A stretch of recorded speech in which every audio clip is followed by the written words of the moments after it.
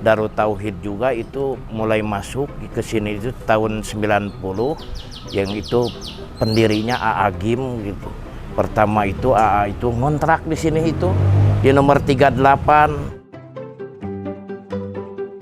Di tahun menjelang akhir 1992 Desember itu AA mengumumkan masjid ini bagaimana kalau kita bangun, karena semakin hari semakin sempit.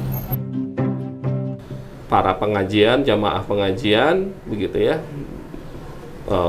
mengumpulkan dana wakaf untuk membebaskan tanah 300 meter persegi, membeli tanah dan kos-kosan itu, rumah tersebut, jadi sebuah masjid.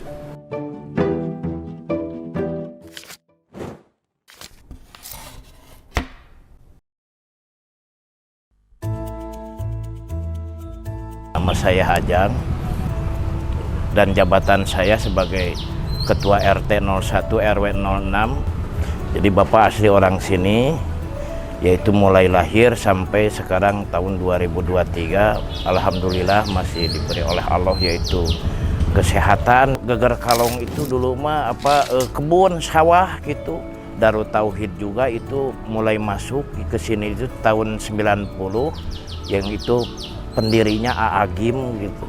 Pertama itu AA itu ngontrak di sini itu di nomor 38 itu masjidnya juga triplek dulu deh ya. Tapi alhamdulillah dengan semangat dan kerjasama dari waktu ke waktu ada kemajuan. Perkenalkan, nama saya Yunus Zainuddin atau akrab dipanggil Yunus ya. Alhamdulillah amanah saya sekarang sebagai Nazir Darut Tauhid ya, di pengurus yayasan sebagai bendahara. Alhamdulillah saya bergabung di Darut Tauhid sejak 1992 ya, tepatnya di bulan Mei. Ketika itu alhamdulillah saat itu Darut Tauhid baru mulai merintis, yang dirintis 90 ya. Nah disinilah Darut Tauhid memulai dakwahnya, mulai pendidikan dan dakwah di tanah atau kosan yang berukuran 300 meter kurang lebih.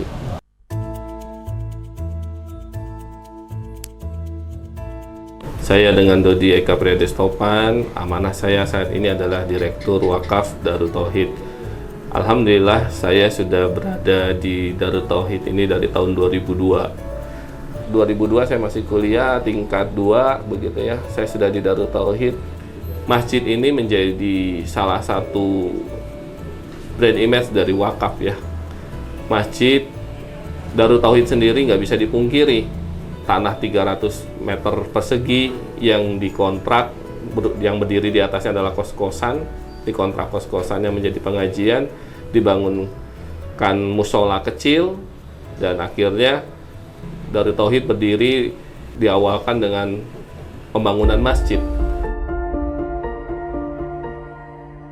Dulu ketika tahun 1992 akhir, kurang lebih bulan Agustus akhir ya, kita membebaskan aset ini, membeli dengan harga 100 juta rupiah, ukuran 300 meter ini.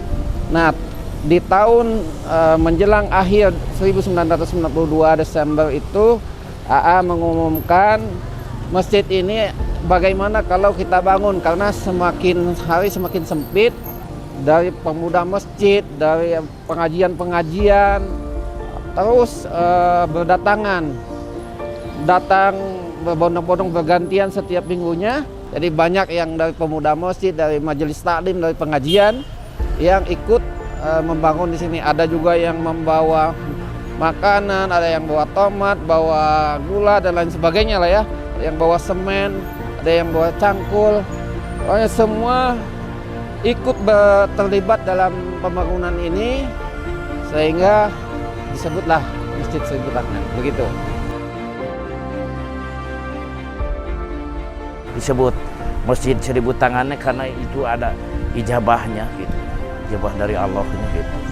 Ya kebanyakan dari warga sekitar sini mah hanyalah tenaga lah yang bisa disumbangkannya gitu. Dengan AA bersama-sama itu silaturahim ke warga gitu. Malahan mah ke tokoh-tokoh dikunjungi oleh AA dengan saya gitu sebagai RT-nya gitu. Keliling gitu AA itu ke rumah-rumah gitu, silaturahimnya gitu. Nah itu dari pimpinan pendiri Darut Tauhidnya ada realisasinya ke tetangga. Nah itu. Masjid ini menjadi corong dakwah dari Darut Tauhid. Bahkan di zaman Rasul juga masjid adalah corong dakwahnya. Pusat peradabannya di sana. Salah satu amanah dari muwakif ketika mau menitipkan wakaf masjid ini begitu ya, ketika dibangun masjid ini kan cukup mahal dibangun sekitar 17 miliar. Kita mencoba merawatnya dengan cara ya satu kita buat sistemnya, dan alhamdulillah masjid yang dikelola memang membutuhkan biaya operasional ini cukup besar, kurang lebih di 7,5 miliar dalam waktu 1 tahun.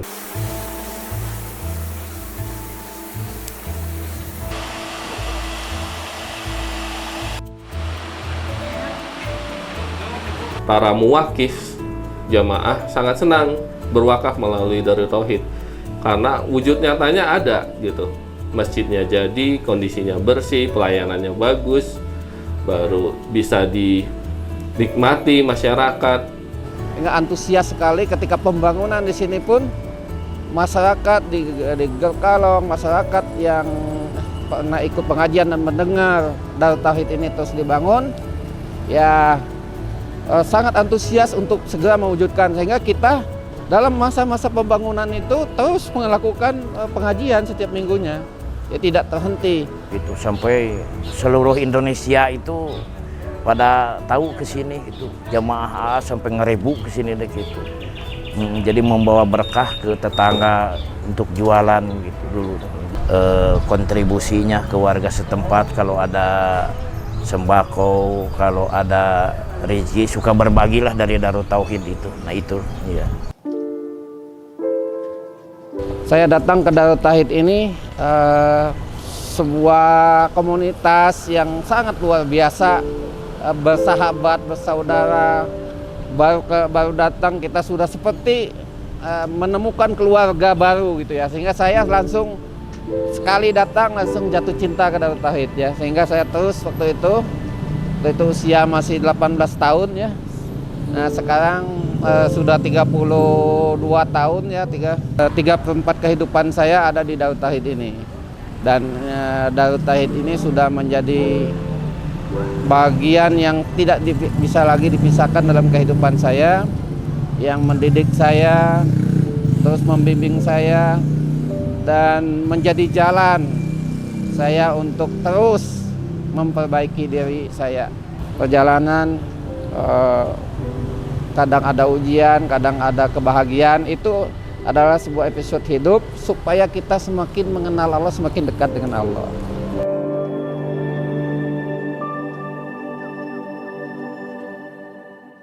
Alhamdulillah Darut Tauhid ini menjadi apa ya, kalau bagi saya, kalau dari sisi arti kan rumah tauhid ya, rumah orang-orang yang bertauhid kepada Allah. Tapi bagi saya ini menjadi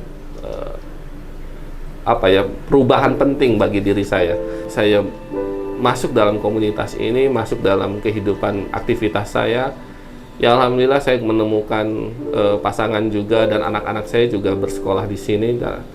Karena saya melihat kita harus hidup ya punya fondasi yang kuat. Darut Tauhid ini memberikan warna tersendiri dalam kehidupan saya. Bisa jadi rumah kedua saya setelah rumah bersama orang tua dan keluarga begitu. Darut Tauhid ini rumah untuk saya berdakwah, rumah untuk saya berikhtiar, rumah untuk saya untuk menyebarkan manfaat dan memberikan manfaat kepada siapapun itu.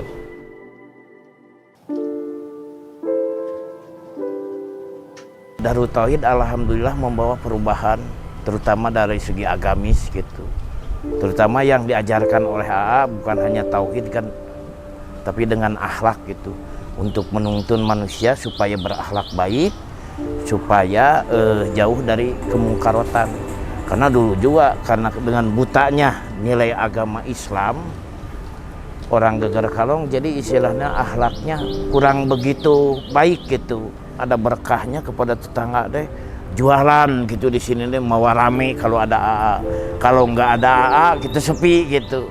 Nah itu mungkin ini hikmah dari Allah untuk membetulkan akidahnya warga di sini setempat gitu. Jadi akidah tetap harus kepada Allah.